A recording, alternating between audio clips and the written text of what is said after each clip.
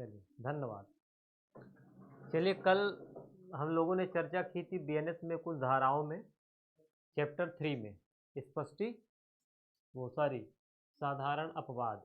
ठीक है,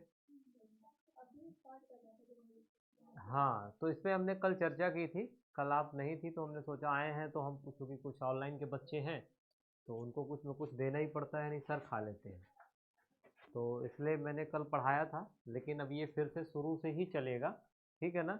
और आप ऐसा करिए, आप यहाँ बैठिए, ठीक है, तो मैं सीधा रहेगा इसमें। हाँ थोड़ा और इधर, क्योंकि फिर मैं आपकी तरफ देखता हूँ ना तो सामने, ठीक है। चलिए, तो जैसे कि पहले जो आईपीसी थी, ठीक है, भारतीय दंड संहिता जो थी, उसमें जो था तो 76 से लेकर 95।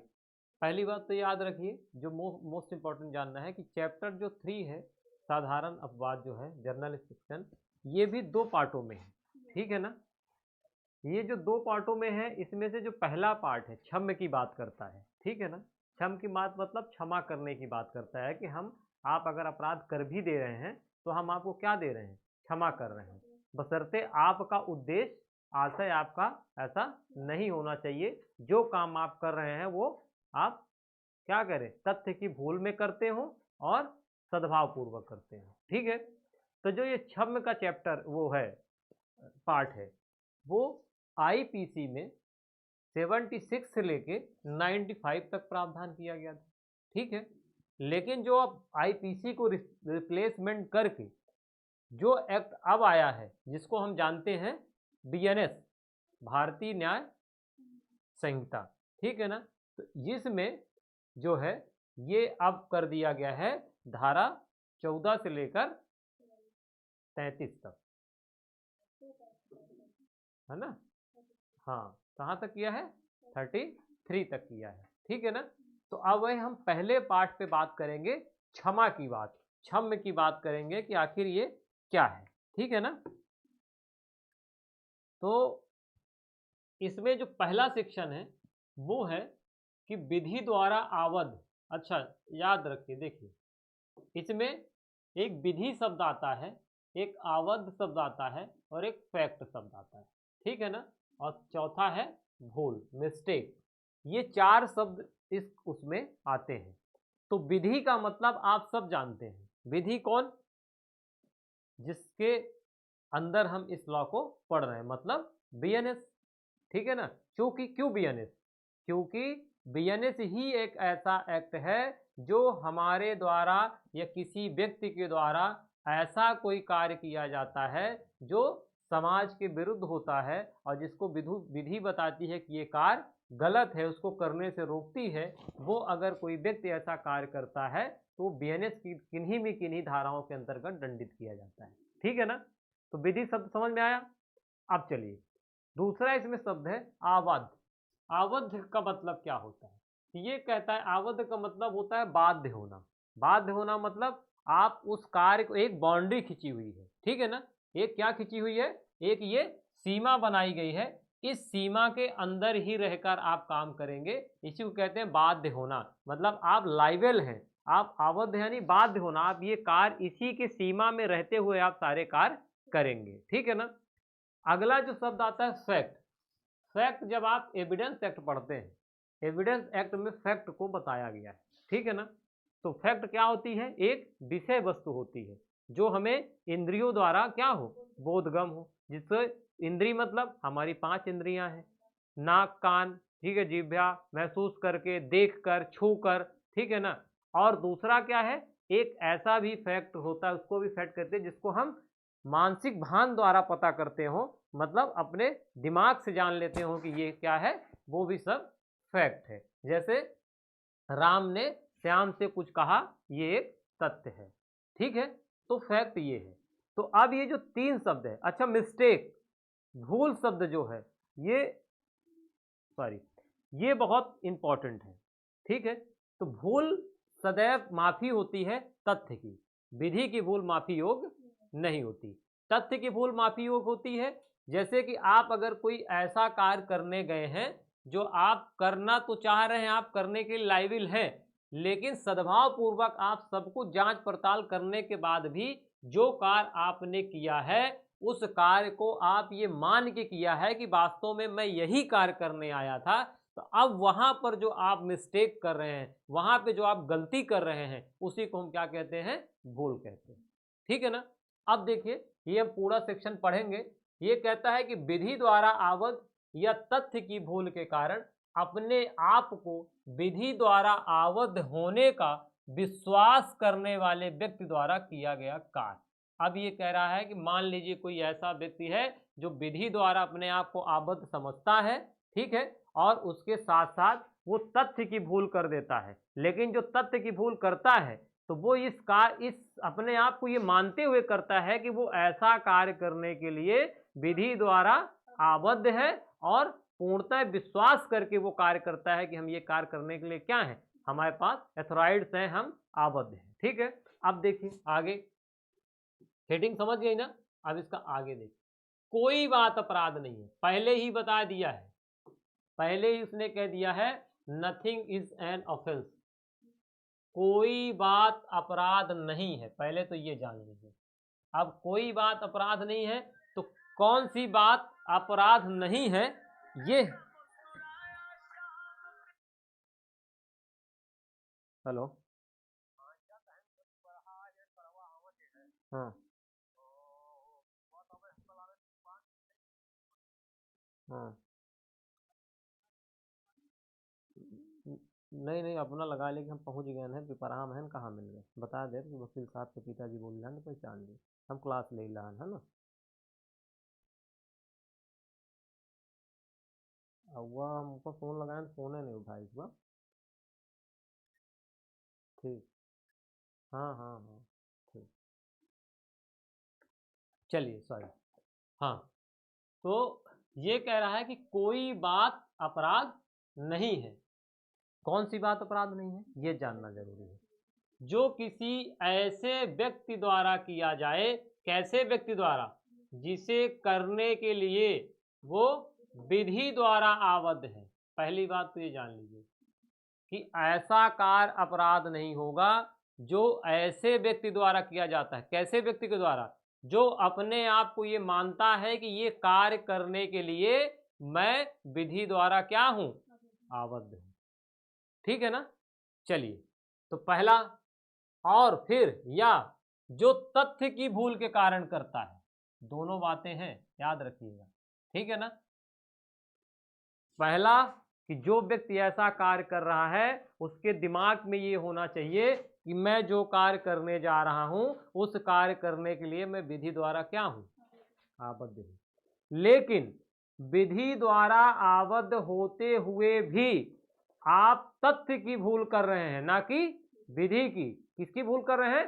तथ्य की भूल, लिखा है ना, या तथ्य की भूल के कारण, ना कि विधि की भूल के कारण, यही शब्द लिखा हुआ है। देखिए, आप विधि द्वारा आबद्ध तो हैं, चलिए ठीक है, ये ए है, ये साहब ये कार्य करने के लिए विधि द्वारा आबद्ध है, चलिए अच्छी बात है। लेकिन आप जो कार्य कर रहे हैं वो कार्य आप कैसा कर रहे हैं? तथ्य की भूल के कारण कर रहे हैं, ना कि विधि की भूल के कारण कर रहे हैं। और जब आप ऐसा कार्य कर रहे हैं तब आप पूरे सद्भाव पूर्वक विश्वास के साथ कर रहे हैं। किसके साथ? सद्भाव पूर्वक विश्वास के साथ ऐसा कार्य कर रहे हैं, करता है कि वह उसे करने के लिए विधि द्वारा आबद्ध है। देखिए, दो बार शब्द आया, बार बार ये शब्द आ रहा है, नोट करिएगा। ये क्या कह रहा है? ये कह रहा है कि कोई व्यक्ति अपने आप को कोई कार्य करता है तो वो अपने दिमाग में पहली बात ये रखता है कि वह ऐसा कार्य करने के लिए विधि द्वारा आबद्ध है। दूसरा, विधि द्वारा आबद्ध है तो ठीक है, लेकिन भूल काहे की कर रहा है? तथ्य की कर रहा है, ना कि विधि की कर रहा है। और जब वो ऐसी भूल कर रहा है, जब वो ऐसा कार्य कर रहा है, तब वो अपने आप को सद्भाव पूर्वक ये विश्वास रखता है कि वो ऐसा कार्य करने के लिए विधि द्वारा आबद्ध है। और जब ये सारी चीजें मिलकर कोई व्यक्ति ऐसा कार्य करता है तब वो व्यक्ति ऐसा कोई अपराध की श्रेणी में नहीं आता है। ठीक है, कोई क्वेश्चन?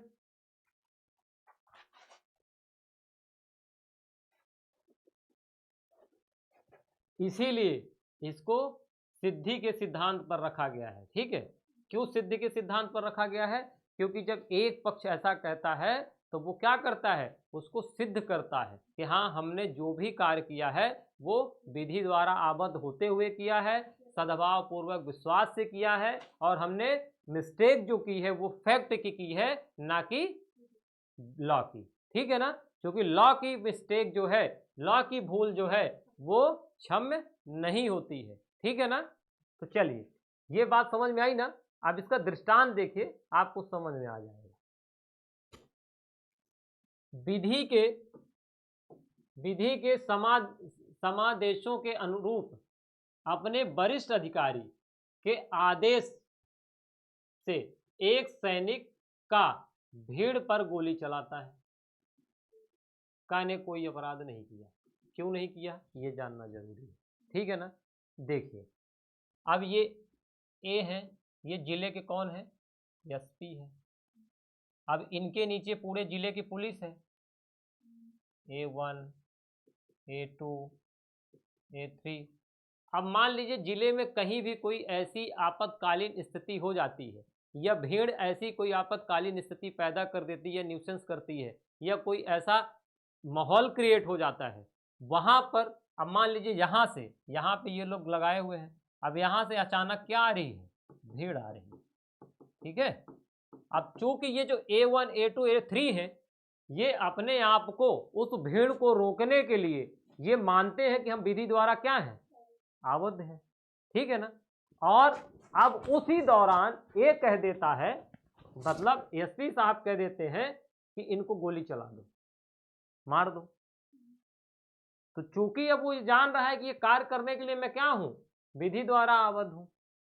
ठीक है ना, और उसके बाद मैं विधि द्वारा आबद्ध हूं, लेकिन मैं लॉ विधि की भूल नहीं कर रहा हूं। क्योंकि जब भी कोई सुपेरियर अथॉरिटी अधिकारी होता है तो उसके नीचे जो भी होते हैं वो उसके अंडर कंट्रोल में होते हैं, जो वो कहेगा वो उनको करना पड़ेगा।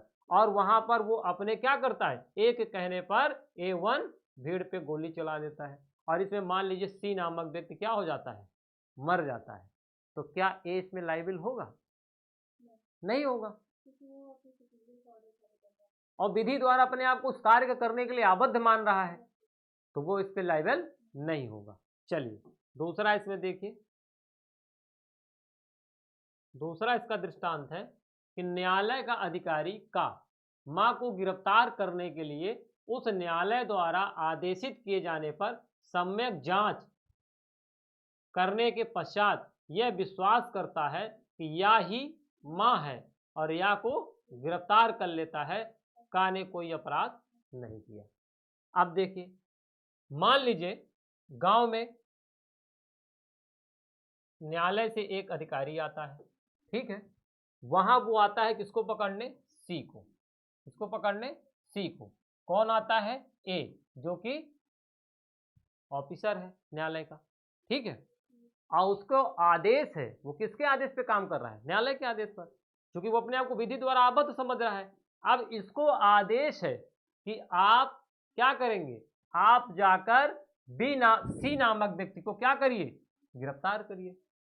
ए कभी सी को देखा नहीं था।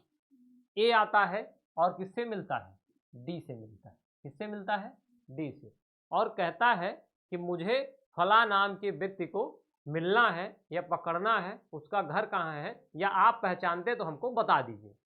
अब मान लीजिए डी आता है इसको लेकर, और यहां पर एक ई नामक व्यक्ति है। कौन, ई नामक व्यक्ति, और डी कहता है ए से कि यही है सी। ठीक है, अब देखिए वो सम्यक जांच भी कर लिया, से पूछ भी लिया, अब ये कहता है कि यही है सी, और ए क्या करता है, इसको ले जाके कहां भेज देता है, कोर्ट में। अब वहां पर भले ही इसने मिस्टेक की है, लेकिन इसने कहा है कि मिस्टेक की है, फैक्ट की मिस्टेक की है, सम्यक जांच के बाद की है, तो अब भले ही वो ई सी नहीं है, पर ए ने कोई अपराध नहीं किया है। और अगर मान लीजिए ये धारा नहीं होती तो ए के ऊपर कौन सा अपराध लग जाता, सदोष परिरोध और सदोष अवरोध का लग जाता। है कि नहीं? तो ये बात समझ में आई बात ना। चलिए अब हम अगला सेक्शन देखते हैं। अब ये आता है धारा 15, न्यायिक रूप से कार्य करते हुए न्यायाधीश का कार्य। अब जो न्यायाधीश होते हैं, जो जज होते हैं, उनको कब बचाव दिया जाएगा उनके कार्य के अनुरूप, ठीक है ना? तो उनको कब बचाव किया जाएगा? ये कह रहा है कि अगर मान लीजिए कोई ऐसा जज है या कोई ऐसा न्यायालय का अधिकारी है, न्यायाधीश है, जिसको हम न्यायाधीश कहते हैं, उसको कब अपराध से, उसको उसके किए हुए कार्य को कब अपराध नहीं माना जाएगा, कब अपराध की श्रेणी में नहीं रखा जाएगा, ये बताता है कौन? सेक्शन 15।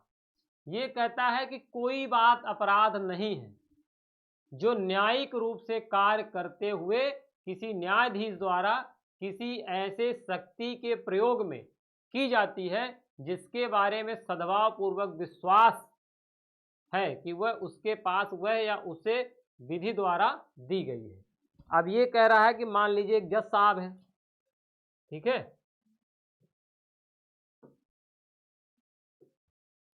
ए जज साहब है। अब ये कोर्ट में बैठे हैं, इनके पास बी नामक व्यक्ति की फाइल आती है या विचारण चल रहा है। विचारण में ये पाया जाता है कि बी ने ही सी की हत्या की और ये साबित भी हो जाता है। अब वहां पर जो हत्या करने का नेचर था बी का, वो बहुत ही क्रूर, बहुत ज्यादा, तो ये पाया गया कि ऐसे व्यक्ति को मृत्युदंड दी जानी चाहिए। अब ए क्या करता है, बी को क्या दे देता है? मृत्युदंड दे देता है। तो अब क्या ए, अगर मान लीजिए धारा 15 नहीं होती बीएनएस में या पिछले आईपीसी में 77 नहीं होती, तो जज जैसे ही बी को फांसी देता वैसे ही जज तो हत्या के लिए लायबल हो जाता कि नहीं हो जाता? तो अब चूंकि जज क्यों नहीं हत्या के लिए लायबल होगा?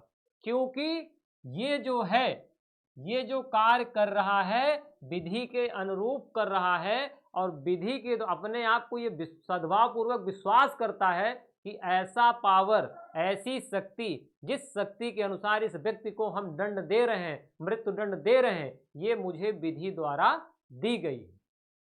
आज जो ऐसी शक्ति, ऐसा दंड जो विधि द्वारा दी गई हो और उस दंड, उस शक्ति के अनुसार अगर जज किसी को मृत्युदंड देता है या किसी भी प्रकार का कोई दंड देता है तो वो इस सेक्शन से द्वारा वो संरक्षित है।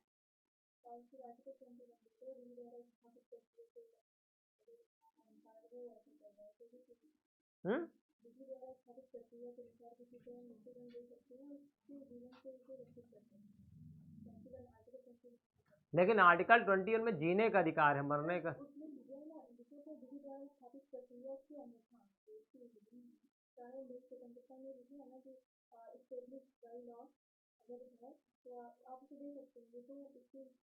हाँ, तो वही तो बता रहे हैं ना। देखिए वो तो प्राण एवं दैहिक स्वतंत्रता जो है हमको आर्टिकल 21 के अंतर्गत जो मिला है वो तो मेरा एक मूल अधिकार है, ठीक है ना। उसमें ये कहता है कि उसके सिवा, उसको क्यों लिखा गया? अगर मान लीजिए वो ना लिखा गया होता तो हर कोई ऐसा व्यक्ति जो इस समाज, इस सिस्टम से परेशान होता, तो वो क्या कहता कि मुझे आर्टिकल 21 के अंतर्गत ये राइट्स है कि आप मुझे मृत्यु करने का या मृत्युदंड देने का अनुमति दें। इसीलिए उसने लिख दिया है कि सिर्फ और सिर्फ आपको क्या अनुमति है?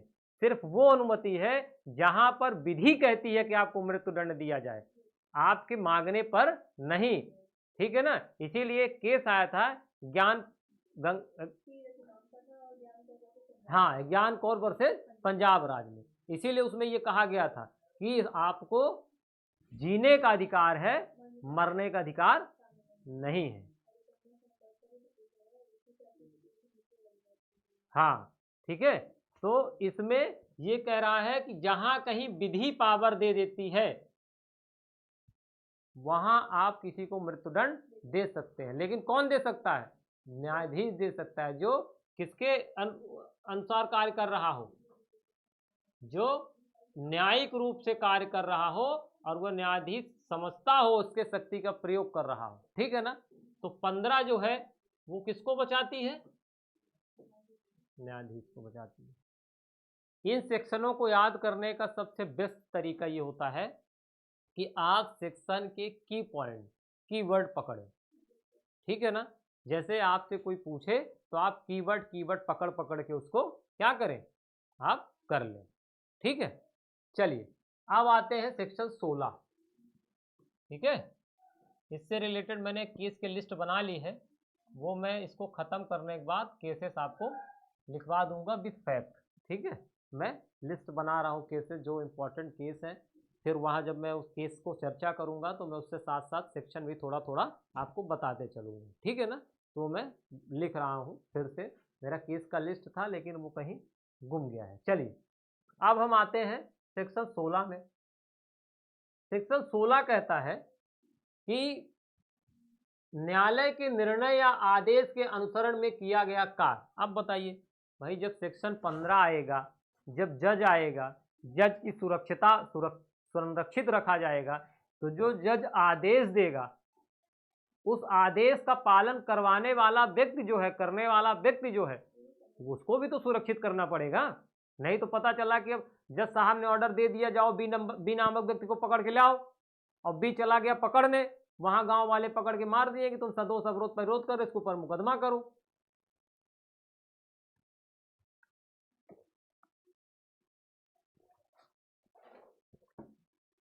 ये कह रहा है कि न्यायालय के निर्णय या आदेश के अनुसरण में किया गया कार्य, कोई बात अपराध नहीं है जो किसी न्यायालय के निर्णय आदेश के अनुसरण में की जाए या उसके द्वारा आदिष्ट हो, यदि वह उस निर्णय या आदेश के प्रवृत्त रहते ही की जाए, अपराध नहीं है, चाहे उस न्यायालय को ऐसा निर्णय या आदेश देने की अधिकारिता ना रही हो। परंतु अब देखिए, मैंने आपको बताया था कि जहां पे परंतु शब्द आ जाए वहां आप अपना दिमाग उस सेक्शन में खोल लीजिए, ठीक है ना, क्योंकि वो अब यहां कुछ स्पेशल बताएगा। परंतु यह तब जबकि वह कार्य करने वाला व्यक्ति सद्भाव पूर्वक यह विश्वास करता हो कि उस न्यायालय को वैसी अधिकारिता थी। इसका मतलब समझ रहे हैं। जैसे आपने देखा होगा एक बिहार में फर्जी आईपीएस बन गया था, 2 लाख रुपए देकर, बहुत ट्रेंड में था एक लड़का, फर्जी आईपीएस बन गया। अब मान लीजिए फर्जी आईपीएस किसी को आदेश दे दे और वो व्यक्ति जाके उसके आदेश का अनुपालन कर दे, और ये बिना जानकारी लिए कि उसको ये आदेश देने का अथॉरिटी है कि नहीं, तो क्या उसको इसके अंतर्गत छूट मिलेगा? नहीं मिलेगा। बिल्कुल सही।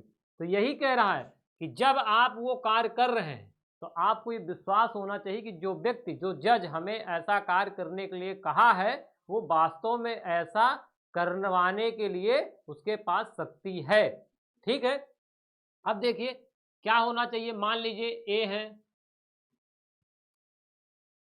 मान लीजिए ये ए है, अब ये जज साहब है, दिख रहा है ना, हाँ ये ए है, अब ये जज साहब है, इन्होंने क्या किया, बी नामक व्यक्ति को क्या दे दिया, मृत्युदंड दे दिया। अब जब मृत्युदंड देंगे तो जो इन्होंने निर्णय, जो आदेश दिया है, जो आदेश का पालन करवाना है, तो वो आदेश का पालन सी नामक व्यक्ति को करना है। किसको करना है? सी नामक को, जो कि बी को क्या देगा, फांसी पे लटकाएगा, जिसे हम क्या कहते हैं, जल्लाद कहते हैं। तो अब ये बताइए कि जज साहब ने तो लिख दिया, और पता चला कि अगर ये सेक्शन नहीं होती और जल्लाद साहब फांसी में लटका देते तो उनके घर वाले उनके खिलाफ मुकदमा नहीं कर देते कि नहीं नहीं नहीं भाई छोड़ेंगे नहीं, जज का तो हम कुछ कर नहीं सकते हैं, तुमको नहीं छोड़ेंगे। और अगर उसके अगेंस्ट वो मुकदमा कर देते तो बेचारा खामखा जेल चला जाता। तो इस चीज को रोकने के लिए, उसको संरक्षित करने के लिए, उसके साथ साथ ऐसे बहुत ऑफिसर हैं, मान लीजिए उन्होंने मृत्युदंड नहीं दिया, इनको कह दिया कि आप इनको जेल में डालिए। अब जो अधिकारी, जो ऑफिसर उनको पकड़ के जेल में डाल रहा है, वो भी तो अपराध कर रहा है। हम एक व्यक्ति को किसी पर्टिकुलर रास्ते से जाने से रोक दें या फिर 4 दीवारी में बंद कर दें, तो सदोष परिरोध, सदोष अवरोध का कार्य कर रहे हैं कि नहीं कर रहे हैं? तो वो पुलिस वाला के ऊपर तो भी भाई जो ऑफिसर ऐसा कार्य कर उसके ऊपर तो मुकदमा किया जा सकता है ना। तो उनको सबको सुरक्षित रखने के लिए, किनको सबको, जो न्यायालय के निर्णय और आदेश के अनुसरण में कार्य कर रहे हैं उनको सुरक्षित रखने के लिए धारा 16 को बनाया गया। समझ में आई बात कि नहीं आई? कोई प्रश्न है मन में? चलिए आगे देखते हैं। कल ये क्लास यहां तक चली थी। अब देखिए, अब ये कह रहा है कि विधि द्वारा न्यायोत्तम या तथ्य की भूल से अपने को विधि द्वारा न्यायोत्तम होने का विश्वास करने वाले व्यक्ति द्वारा किया गया कार्य। अब देखिए, यहाँ पे न न्यायाधीश आएगा, न कोई पुलिस अधिकारी आएगा, न कोई आएगा। ये जो सेक्शन है ये आम पब्लिक की बात करता है, ठीक है ना।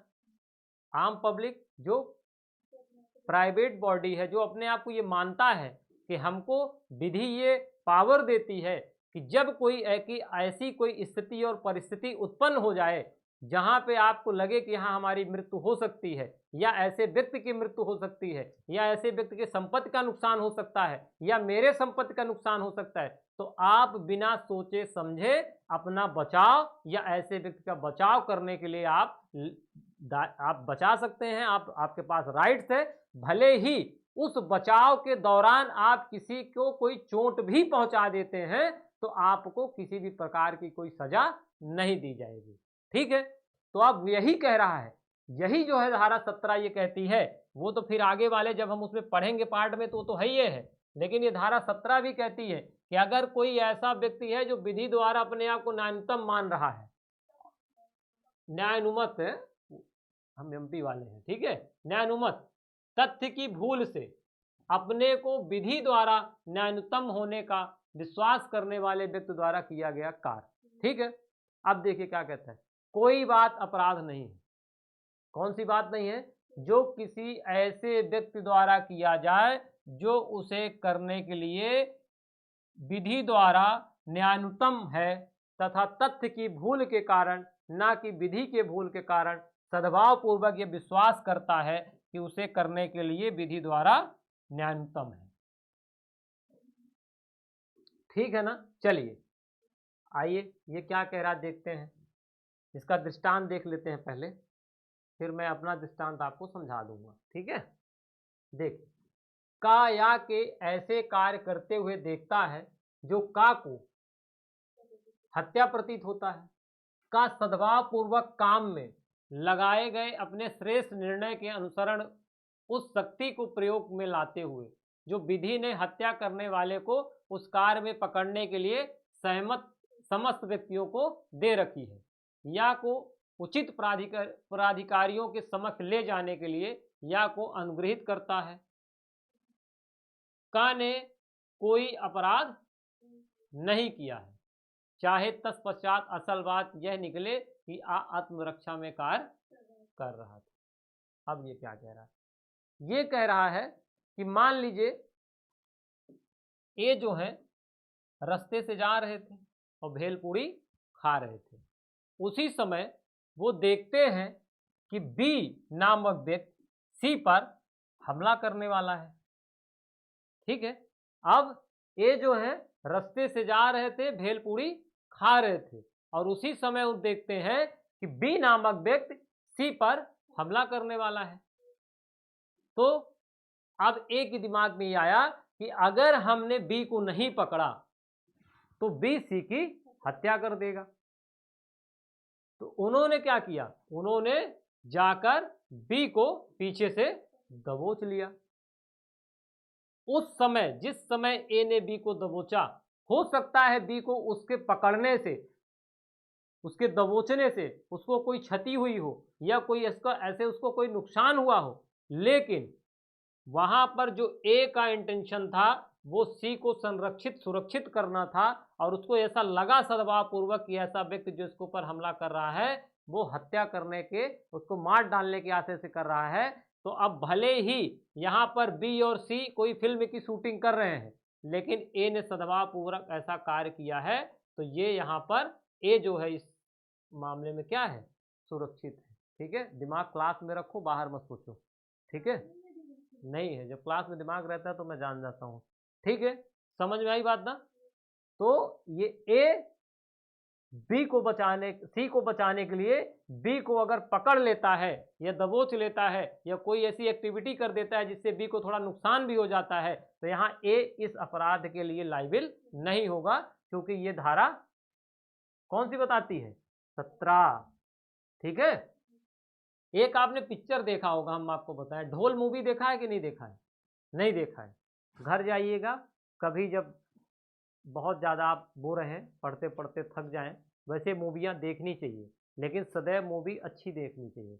जैसे आप 3 इडियट्स देखिए, ठीक है ना। एक आनंद सर की जो मूवी आई थी सुपर 30, ठीक है, उसको देखिए। मिल्खा सिंह की मूवी है, उसको देखिए। एक लूसी मूवी है, उसको ज़रूर देखिए आप जाके। उसमें ये बताया गया है कि एक आदमी अपना दिमाग कितना % तक इस्तेमाल कर सकता है। तो इसी तरह एक ढोल मूवी थी, तो ढोल मूवी में 2 लोग हमेशा होते, एक नायक होता है, एक नायिका होती, लगभग मूवियों में ऐसा होता है। तो जो नायिका थी उसके घर में पूजा पाठ चल रहा था, तो काफ़ी धुआं उड़ रहा था। तो सामने ही घर पे नायक रहता था, मतलब हीरो रहता था, जिसमें राजपाल का मोस्ट इम्पॉर्टेंट रोल दिखाया गया है। तो उसने देखा, तो उसको ये लगा, उनके सारे दोस्तों को, कि उसके घर में आग लग गई। अब वो ये सोचे कि अगर इस आग को समय रहते नहीं काबू में किया गया तो हो सकता है कि सारे लोग जो घर के अंदर हैं, उनकी दादी पिता माता जो भी हैं, सब जलकर खाक हो जाएंगे और घर भी, सामान भी जल जाएगा। तो वो बाहर ही पंप था, पंप को चालू करके पाइप से बिना उनको देखे पूरे घर में पानी भर दिया, जिससे उनकी पूजा खराब हो गई। तो अब उन्होंने भले ही वो जो कार्य उन्होंने किया वो सद्भाव पूर्वक किया कि अगर इसको नहीं बचाया गया तो आग लग जाएगी। अब पता चला कि उस पानी भर जाने से उनके घर में बहुत क्षति हो गई, बहुत नुकसान हो गया, महंगी महंगी चीज़ें खराब हो गई। तो क्या जो वो व्यक्ति है जिसके घर में ऐसा उनको लगा कि आग लगी है, वो उनसे क्षतिपूर्ति पाने का राइट्स है? नहीं है, क्योंकि उसने सद्भाव पूर्वक कार्य किया है। बस यही एग्जाम्पल है। ठीक है ना। चलिए अब देखिए, एक बहुत ज़्यादा इंपॉर्टेंट सेक्शन है ये, फ्री पॉइंट ऑफ व्यू से भी बहुत इंपॉर्टेंट है। ये कह रहा है कि अगर आप विधिपूर्ण कोई कार्य कर रहे हैं, उस समय कोई दुर्घटना हो जाती है, तो क्या वो अपराध है? तो ये कह रहा है कि कब नहीं होगा, कब माना जाएगा कि आप जो कार्य कर रहे हैं वो क्या है? विधिपूर्ण है। ये कह रहा है कि कोई बात अपराध नहीं है, ये तो बिल्कुल सही है। जो दुर्घटना, दुर्भाग्य से और किसी आपराधिक आशय या नॉलेज के बिना विधिपूर्ण रीति से साधनों द्वारा तथा उचित सतर्कता सावधानी के साथ विधिपूर्ण कार्य करने में हो जाती है। अब देखिए, इसमें हर एक शब्द बहुत इंपॉर्टेंट है। इस सेक्शन को आप हूबहू याद कर लीजिए, क्योंकि जब ये सेक्शन में क्वेश्चन बनता है तो वो सारे शब्द देता है। ये नहीं कि 1-2 शब्द पूछ, सारे शब्द। और जब तक आपको सीक्वेंस से शब्द याद नहीं है, आप उसको ठीक नहीं कर सकते। अब ये कह रहा है कि आप मान लीजिए कोई अपराध कर रहे हैं, कोई कार्य कर रहे हैं जो दुर्घटना या दुर्भाग्य से हो रहा है। पहला तो ये जानिए।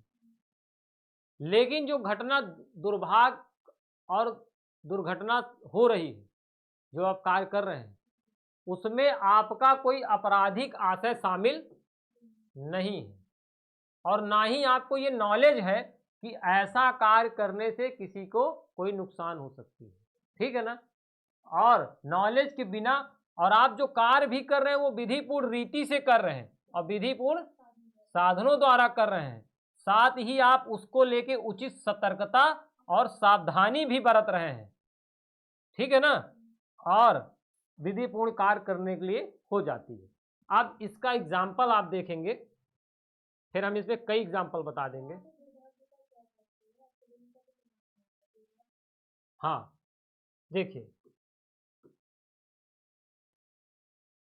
ये दुर्घटना और ये दुर्भाग्य, एक गाड़ी तेजी से दूसरे गाड़ी से आके लड़ जाए, ठीक है ना। हम जा रहे हैं, सामने से गाड़ी आके लड़ जाए, ये क्या होगा? दुर्घटना है, क्योंकि आई, हम जा रहे हैं और गाड़ी लड़ गई, ये हो गया दुर्घटना। दुर्भाग्य क्या है?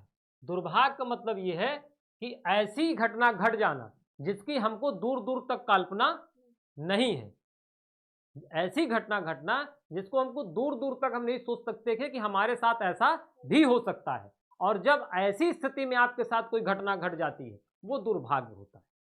ठीक है, समझ में आई बात ना?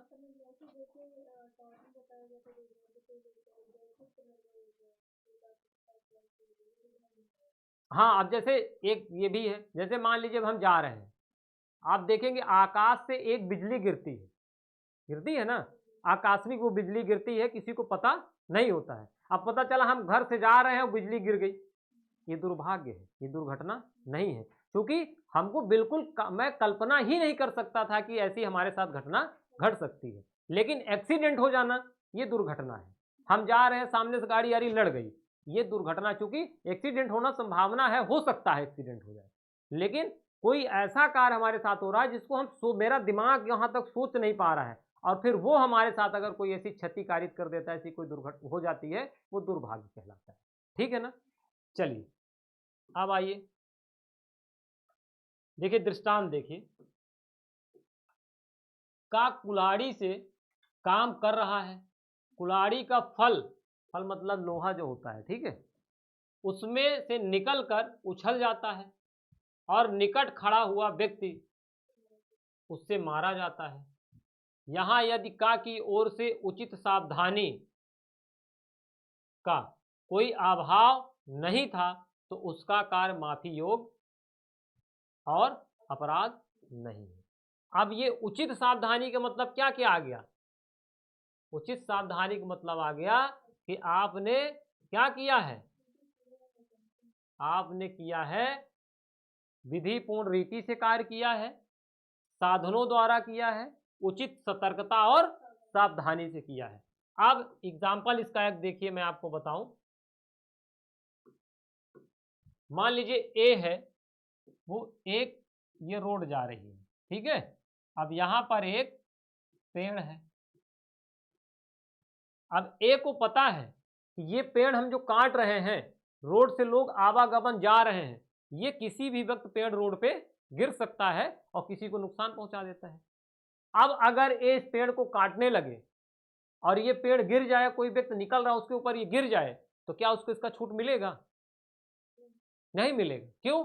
क्योंकि इसने उचित सावधानी और सतर्कता नहीं बरती है। अगर ये पेड़ काट रहा है तो यहाँ पे इसको कुछ रोकना चाहिए, लगाना चाहिए, या किसी को खड़ा करना चाहिए, या कोई ऐसी सूचना लगानी चाहिए कि भाई यहाँ से निकलना बंद करिए। आप देखिए जब रोड में कार्य चलता है, कोई काम चलता है, तो वहाँ एक बोर्ड लग जाता है कि कार प्रगति पर है, ये रोड रास्ता बंद है, या हैवी व्हीकल यहाँ से न चलाएं।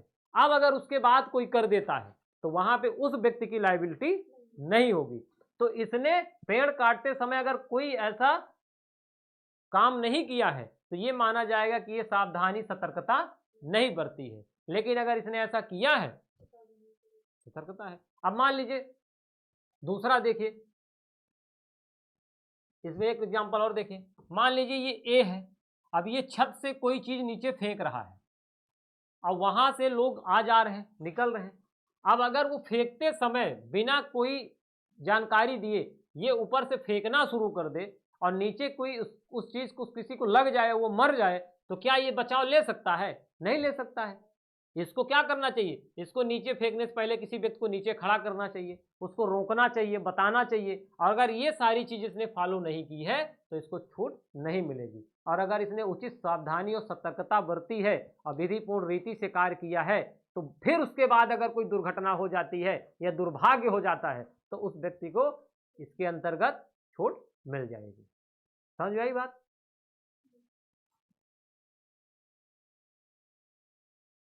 चलिए अब आइए आप 19,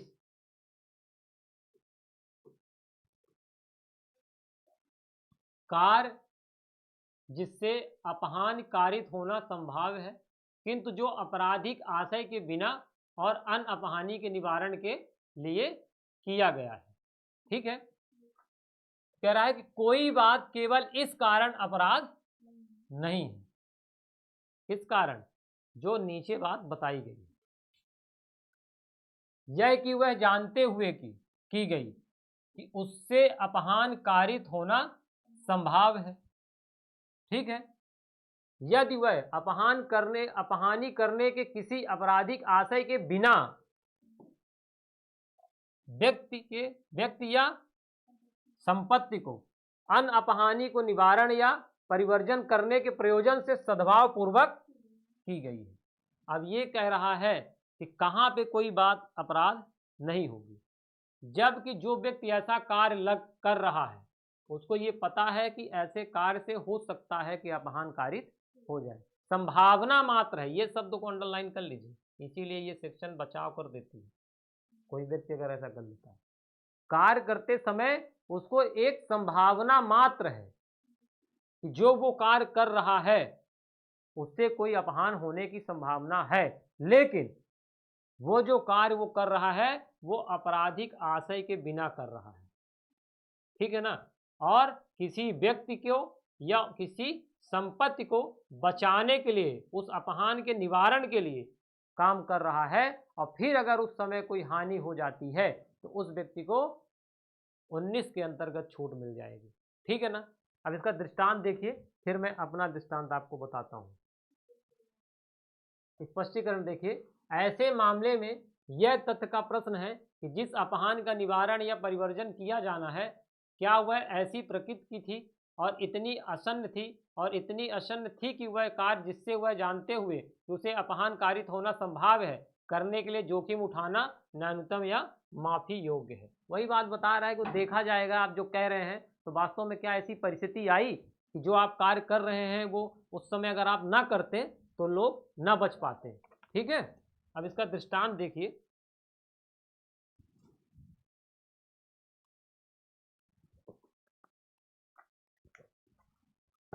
अगर आपने दृष्टांत अच्छे से देख लिया समझ जाएंगे। देखिए, का जो एक जलयान यानी हम आपको बताए थे, हमने परिभाषा में पढ़ा है, जलयान का कप्तान है अचानक और अपने किसी त्रुटि या उपेक्षा के बिना, देखिए बार बार लिख रहा है एक बात, अचानक होता है, अपने मतलब खुद के किसी त्रुटि, मतलब ये नहीं कि आप चलाते चलाते सो जाओ फिर कह दो नहीं हम अपहान बचा रहे हैं, या आप ड्रिंक करके चला रहे हो कह रहे नहीं अपहान, क्या कह रहा है, इसीलिए ये लाइन लिख दिया है कि अपने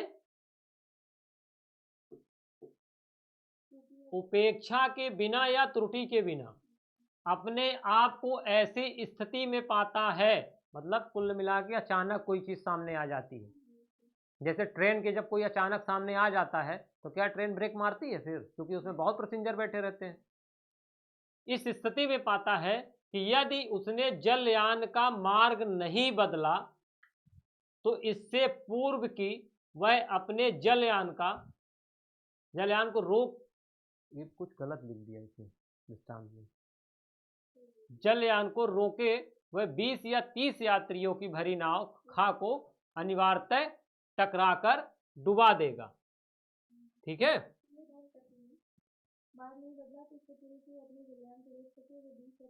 हाँ बस हम कहें ना कुछ गलत है, नहीं बदला तो इससे पूर्व उसको रोक सके, है ना, कि वह अपने जलयान रोक सके, वह 20 या 30 यात्रियों को क्या कर देगा, भारी नाव को खां को अनिवार्यतः टकराकर डुबा देगा, और अपना मार्ग बदलने से उसे केवल 2 यात्रियों वाली नाव गा को डुबाने का जोखिम उठानी पड़ती है, जिसको वो संभावतः बचाकर निकल भी जाए। ये लाइन अंडरलाइन कर लीजिए, जिसको वो संभवतः बचाकर निकल भी जाए। देखिए यहां पर तो 100% है कि वो अगर गया तो डुबा देगा, यहां बचने की कोई संभावना, लेकिन अगर उसने मार्ग को बदल दिया तो हो सकता है अगर मान लीजिए टकराएगी तो मात्र 2 यात्री मारे जाएंगे, लेकिन ये भी है कि हो सकता है कि वो भी ना टकराए, वो उसको बचा के निकल जाए। तो ये जो लाइन है ये बहुत इंपॉर्टेंट है इस दृष्टांत की, इसको अंडरलाइन कर लीजिएगा। अब देखिए इस दृष्टांत को हम अपने शब्दों में देखते हैं। यहां यदि का नाव गा को डुबाने के किसी आशय के बिना, देखिए वही शब्द आया ना, किसी उसको जिसको वो जिस तरफ वो अपना रास्ता मोड़ रहा है उसको डुबाने के आशय के बिना और नाव खा के यात्रियों को संकट से बचाने के प्रयोजन से सद्भाव पूर्वक अपना मार्ग बदल देता है, यद्यपि वह नाव गा को ऐसे कार्य द्वारा टकराकर डुबा सकती है जिससे ऐसे परिणाम का उत्पन्न होना यह संभाव जानता था, तदप संभावतः यह पाया जाता है कि वह संकट जिसे बचाने का उसका आशय था, जिससे नाव गा को डुबाने की जोखिम उठाना माफी योग्य है, तो वह किसी अपराध का दोषी नहीं है। कुल मिला के इसको देखिए, अपने शब्दों में याद हो जाएगा। ये ए है, इनके पास एक नाव है, ठीक है। ये जो नाव के हैं वो कप्तान है। यहां नाव में लगभग 20 से 30 लोग बैठे हैं। थोड़ी दूर जब वो चाहते हैं, उसके बाद वो अपने बिना कोई त्रुटि, अपने बिना कोई गलती, अपने बिना कोई उपेक्षा किए के बाद अचानक उनको लगता है कि ऐसा संकट आन पड़ा है कि अगर ये जो मार्ग से हम जा रहे हैं, ये जो मार्ग से हम जा रहे हैं, इसको हमने नहीं बदला तो ये पूरे 20 से 30 लोग मारे जाएंगे। लेकिन ये फिर देखते हैं कि जिस रूट में हमको बदलना है, मान लीजिए इसमें हमको बदलना है, तो देखते हैं कि यहाँ पर एक और नाव है जिसमें 1 या 2 लोग बैठे हैं। लेकिन अगर ये भी वो पाया जाता है कि इस रूट से जिससे हम अपने आप को इसको मोड़ रहे हैं, ये भी हो सकता है कि हम इसको ऐसे बचा के निकल भी जाएं। और वो क्या करते हैं, सद्भाव पूर्वक ये विश्वास करके कि हमको इसको भी बचाना है और इसको भी बचाना है, और अगर वो ए जो है अपने इस नाव के रूट को बदल देता है और वो जाकर कि उस नाव में, जिस नाव में 1 या 2 लोग बैठे हैं, टक्कर हो जाती है और वो मारे जाते हैं, तो अब वहां पर ऐसा कार्य जो सद्भाव पूर्वक ए के द्वारा किया गया है माफी योग्य होगा। समझ में आई बात ना, कि नहीं आई? आ गई ना? चलिए, तो ये इसका तात्पर्य है, बशर्ते उस समय जब वो ऐसा कार्य कर रहा है उसका आशय ऐसा नहीं होना चाहिए। ये दृष्टांत बहुत पूछा जाता है, इसको मोस्ट इंपॉर्टेंट लगा लो। का एक बड़े अग्निकांड के समय आग को फैलने से रोकने के लिए घरों को गिरा देता है। अब एक मान लीजिए एक गांव में आग लग गई, ठीक है। अब वो गांव, हमेशा गांव में क्या होता है, एक दूसरे से ऐसे घर जुड़े होते हैं, शहर में भी जुड़े हैं, लेकिन गांव में जुड़े होने का तात्पर्य गांव में कच्चे घर बनते हैं। कच्चे घर देखा है कि नहीं देखा है? खपड़ैल वाले, तो कच्चे घर बने होते हैं। अब मान लीजिए इनमें से ए नामक व्यक्ति के घर में आग लग गई। अब वो बी क्या करता है, ये एक दूसरे से घर जुड़ा हुआ है, तो यहाँ वाले घर को गिराने की कोशिश करता है, ठीक है। इन वालों घर को अगर हम बीच से गिरा देंगे तो इधर वाले घर बच जाएंगे। और क्या करता है, गिरा देता है। वह इस कार्य को मानव जीवन या संपत्ति को बचाने के आशय से करता है और सद्भाव पूर्वक करता है। यहाँ यदि यह पाया जाता है कि निवारण है कि निवारण की जाने वाली अपहान, इसमें भी गलत किया ये, इस प्रकृति की थी और इतनी अशन्न थी कि का कार्य माफी योग्य है, तो वहां का उस अपराध का दोषी नहीं है। अब वहां पे ये देखा जाएगा कि जब वहां पर वो ए जो नामक व्यक्ति है घर को गिरा रहा था, तो वास्तव में ये परिस्थिति ऐसी थी कि अगर घर को अलग नहीं किया जाता तो पूरा गांव जलकर राख हो जाता। तो वहां पर अगर ये परिस्थिति पाई जाती है तो ए का कार्य जो होगा वो माफी योग्य होगा। नहीं तो क्या होता है, पता चला मान लीजिए ए ने किया और यहाँ सबका घर गिराने लगा, पता चला बी जो है वो बे के दुश्मन का घर है और ए ने इसको भी गिरा दिया। अब फिर ये घर बच गए, तो बी कह देगा जाके कोर्ट में कि साहब इसने मेरा घर इसलिए गिराया क्योंकि ये मेरा दुश्मन था, तो मैं अपनी संपत्ति को क्षति पहुंचाने के रिष्टि का अपराध हम चाहते हैं कि इसके ऊपर मुकदमा किया जाए और मेरा जो नुकसान हुआ है वो मुझे दिया जाए। तो इस चीज को देखा जाएगा कि क्या वास्तव में जो ऐसा कार्य वो कर रहा है वो इतनी खतरनाक थी, अशन्य यानी इतनी खतरनाक थी कि अगर इसको ना रोका जाता तो कई लोगों इससे ग्रसित हो जाते। वहां ये व्यक्ति को एक जो है माफी योग्य कार्य होगा, ठीक है। चलिए, बड़ा प्यारा क्वेश्चन आ गया है, एक लाइन का रहता है, 1 नंबर देता है बहुत आसानी से, ठीक है। चलिए, ये कहता है कि 7 वर्ष से कम, ये शब्द को याद रखिएगा जहां लोग गलत करते हैं। 7 वर्ष से कम आयु के शिशु का कार्य। अब कोई 7 वर्ष तक शब्द अगर आए मान लीजिए आप क्वेश्चन पढ़ रहे हैं, उसमें लिखा है 7 वर्ष तक, अगर तक शब्द आता है तब भी ये सेक्शन उस पर बचाव करेगी। अगर अधिक शब्द आता है तब बचाव नहीं करेगी। कम आता है तो बचाव करेगी, तक आता है तो बचाव करेगी। ठीक है, तो ये कहता है कि कोई बात अपराध नहीं है जो 7 वर्ष से कम आयु के शिशु द्वारा की जाती। अब ये कह रहा है कि अगर मान लीजिए 7 वर्ष का लड़का है, वो जाके डी को हत्या कर देता है। लेकिन याद रखिएगा एक बात और, बहुत महान व्यक्ति जो होते हैं वो एक्स्ट्रा दिमाग लगाते हैं। एक्स्ट्रा दिमाग क्या लगाते हैं कि भाई 7 वर्ष से, हमने पढ़ा है आईपीसी में, सुना है कि 7 वर्ष से कम का बालक अगर अपराध करता है तो वो अपराध नहीं होगा। तो आजकल के बालक जो होते हैं बहुत ओवर स्मार्ट हो गए हैं। भाई 6 महीने का लड़का फ़ोन चलाने लगता है, 1 साल का लड़का सीताराम करने लगता है। तो चूंकि बुद्धि तो बहुत तेज़ी से बढ़ रही है, तो अब अगर कोई व्यक्ति चाहे तीसरा मतलब जैसे मान लीजिए ए जो है ये 7 साल के हैं, बी जानते हैं कि ये 7 साल के हैं, और बी जो है उनकी दुश्मनी किससे है, सी की है। अब अगर मान लीजिए जो बी है, ए को ये ऐसा क्रिएट कर देते हैं कि उनके कहने पर ए जाके किसकी हत्या कर देता है, सी की, तो क्या बी बचाव कर लेगा अपना? नहीं।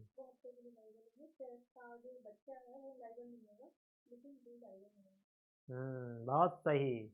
ये कहाँ पहुंच जाएंगे हम? दुष्प्रेरण में पहुंच जाएंगे। ठीक है, हाँ, तो यही मैं कह रहा था, ये दिमाग आप सब नहीं लगाएंगे। ठीक है, चलिए अभी हम इसको देखते हैं, उसमें जब चर्चा करेंगे बताएंगे। तो ये कह रहा है कि अगर कोई 7 वर्ष का व्यक्ति है, उसने अगर किसी भी प्रकार का कोई अपराध किया है, चाहे वो किसी की हत्या की हो, चाहे वो ड्रग्स की तस्करी की हो, चाहे वो अल्कोहल के गंभीर से गंभीर बड़ा अपराध किया हो, लेकिन अगर उसकी उम्र मात्र 7 वर्ष है, वो व्यक्ति किसी भी अपराध के लिए लायबल नहीं होगा, भले ही उसके अगेंस्ट 1000 एविडेंस आप प्रस्तुत कर दें। ठीक है, चलिए अब जिनके मन में ये आता है कि 7 वर्ष से तो ठीक है, लेकिन अगर 7 वर्ष से ऊपर है तो क्या उसका भी बचाव होगा? बिल्कुल होगा। कब होगा? परिस्थितियों को देखते हुए। ये कह रहा है कि 7 वर्ष से ऊपर किंतु 12 वर्ष से कम, मतलब 12 वर्ष तक। ठीक है, अपरिपक्व शब्द जो है इसको अंडरलाइन कर लीजिए, वेरी इंपॉर्टेंट है। अपरिपक्व समझ के शिशु का कार्य, जो 7 से ऊपर जैसे ही हम बढ़ेंगे वैसे ही अब उसके बचाव का जो मुख्य स्रोत है, मुख्य बात जहां पर टिकी हुई है, वो उसके अपरिपक्वता पर निर्भर करती है। ठीक है ना? अगर उसकी अंडरस्टैंडिंग सही नहीं है तब वो बचाव है, लेकिन अगर है तो फिर उसको इसका बचाव नहीं मिलेगा। अब देखिए आगे, कोई बात अपराध नहीं है जो 7 वर्ष से ऊपर और 12 वर्ष से कम आयु के शिशु किया हो। चलो ठीक है, ये एक लाइन प्री में बनेगा। हम हाँ, तो बालक और शिशु एक ही है। हाँ, बालक और शिशु एक ही है, क्योंकि देखिए बालक को वो बताया 18 वर्ष तक, है ना, कि 18 वर्ष तक उम्र होगी, लेकिन जो बच्चा पैदा होता है उसको हम बालक नहीं कह सकते, उसको हम शिशु ही कहेंगे ना, क्योंकि वो अभी उन सब चीज़ों से बहुत परे है। तो लेकिन अगर शिशु और शब्द आ जाए तो आप अंदाजा लगाइए कि बालक है। बालक शब्द आ जाए तो अब ये मानिए कि 18 साल से कम तक का। लेकिन 7 वर्ष शब्द जब आए या 6 वर्ष शब्द आए तो आप अपने शब्दों से शिशु संबोधित करेंगे, ना कि बालक।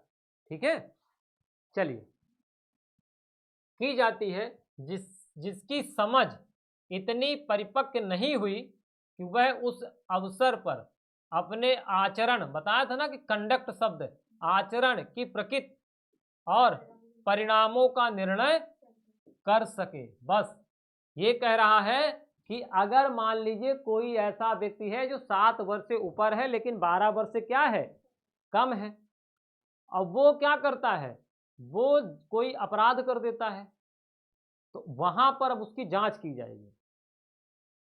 ठीक है, और जांच करके देखी जाएगी कि उस समय जब वो व्यक्ति ऐसा अपराध किया है उसकी परिपक्वता क्या थी। अच्छा, परिपक्वता की जांच हम कैसे करेंगे? तो परिपक्वता की जांच हम उसके कंडक्ट, आचरण के द्वारा करेंगे कि वो उस कार्य को करने के बाद कैसी एक्टिविटी रखता है, उसका आचरण क्या है, क्या वो भाग जाता है, क्या वो छुप जाता है, क्या वो पुलिस से बचता है, क्या वो सामने रहता है। इन सब चीजों से हम ये समझ पाएंगे कि ये व्यक्ति इस सेक्शन के अंतर्गत बचाव पाएगा या नहीं। ठीक है, जैसे एग्जाम्पल देख लीजिए, ये ए है, अब इनकी उम्र जो है मान लीजिए 10 साल है। कितने साल है? 10 वर्ष। अब जब 10 वर्ष है तो ये तो धारा 20 में नहीं आ रहे हैं, है ना, धारा 20 में नहीं आ रहे हैं, ये किस में आएंगे? 21 में आएंगे, क्योंकि उसमें क्या बताया गया है कि 7 वर्ष से अधिक और 12 वर्ष से, सॉरी 21 हो गया, 12 वर्ष से कम। ठीक है, तो अब यहां पर ये देखा जाएगा, क्या देखा जाएगा? अब ए मान लीजिए बी का एक महिला है, उसके साथ रेप अटेम्प्ट करते हैं, ठीक है ना, उसके साथ क्या अटेम्प्ट करते हैं? रेप अटेम्प्ट करते हैं। हाँ हाँ हाँ हाँ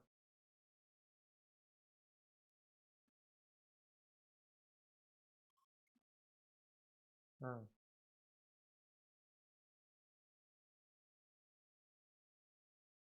हाँ।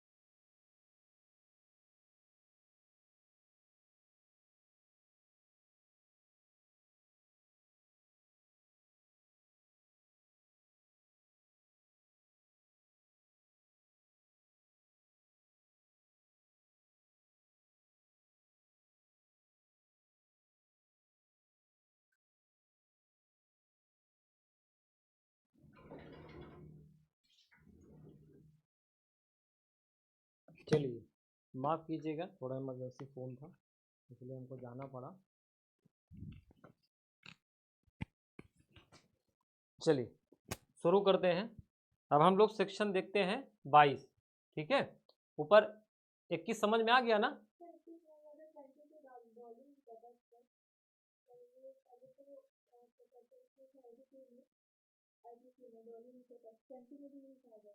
हाँ हाँ हाँ हाँ, सेम सेम सेम। अच्छा, ये जो है 22, ये बात करता है अनसाउंड माइंड की। ठीक है ना? विकृत चित्त व्यक्ति का कार्य। अब अनसाउंड माइंड मतलब क्या होता है?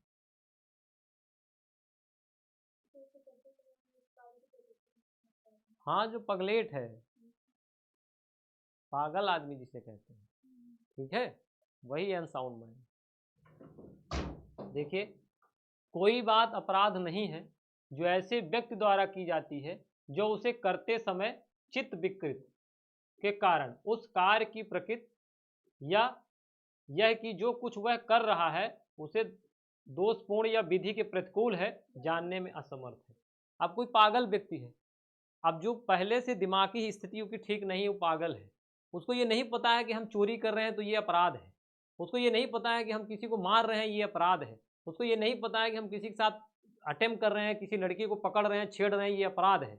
तो वहां पर अगर ऐसी परिस्थिति है कि वो अपने कार्य की प्रकृति को नहीं जानता, अपने कार्य के नेचर को नहीं जान पा रहा है कि जो हम ऐसा काम कर रहे हैं वो दोषपूर्ण है और विधि द्वारा इसको दंडित किया जा सकता है। अगर ऐसा व्यक्ति कोई ऐसा अपराध, ऐसा कार्य कर देता है उस समय जब वो उस स्थिति में है, किस स्थिति में? चित्त विकृत, अनसाउंड माइंड, तो वहां उस व्यक्ति को दंड से क्या किया जाएगा? छोड़ दिया जाएगा। ठीक है, समझ में आई बात कि नहीं आई? चलिए, बीएनएस आज के लिए इतना ही है ना, कल हम पढ़ेंगे। ये जो क्लासेस है इसको देख लीजिए, जितना हमने पढ़ाया है, जैसे ही प्राइवेट प्रतिरक्षा हमारा खत्म होगा वैसे ही इसमें कितने क्वेश्चन मेंस के बनेंगे, प्री के कितने क्वेश्चन बनेंगे, मेंस कैसे लिखना है, इससे रिलेटेड केसेस क्या हैं, ये सब आपको ही क्लास में करवाया जाएगा। ठीक है ना? पहले हम बेयरेक्ट पढ़ेंगे, उसके बाद एक टॉपिक बाय टॉपिक। ठीक है ना? अब जैसे अभी जहाँ तक हमने पढ़ा दिया, जैसे ही प्राइवेट प्रतिरक्षा सेल्फ डिफेंस खत्म हुआ तो ये रोक दिया जाएगा। फिर आपको मेंस बताया जाएगा कि इसमें कितने प्रकार के क्वेश्चन बनेंगे, हमको मेंस कैसे लिखना है। जैसे जैसे हम प्री करते जाएंगे वैसे वैसे हम मेंस भी करते जाएंगे ताकि हमारा सिलेबस साथ चले। और जब एक बार मेरा पूरा हो जाएगा सिलेबस तो फिर हम रिवीजन लगाएंगे। तो रिवीजन जो लगाएंगे वो हम, जो प्री का रहेगा वो क्रैश कोर्स टाइप का रहेगा। आप आएंगे डेली 50 सेक्शन, 20 सेक्शन, 30 सेक्शन आपको एग्जाम पॉइंट ऑफ व्यू से, प्री पॉइंट ऑफ व्यू से जो क्वेश्चन बनते हैं रिवीजन में आपको यही रटाया जाएगा ताकि आप घर ना भी जाएं, घर जाने के बाद ना भी पढ़ें तो आपको बहुत प्रभाव ना पड़े। और मेंस का जो रहेगा आपको क्वेश्चन बोर्ड में दे दिया जाएगा, आप यहीं बैठ के नोट डाउन करेंगे, यहीं आप मेंस लिखेंगे उसी तरह। उसके बाद आप कॉपी जमा करेंगे, आपकी कॉपी जांच के आपको बताया जाएगा कि क्या त्रुटि है। ठीक है, चलिए आज के लिए धन्यवाद।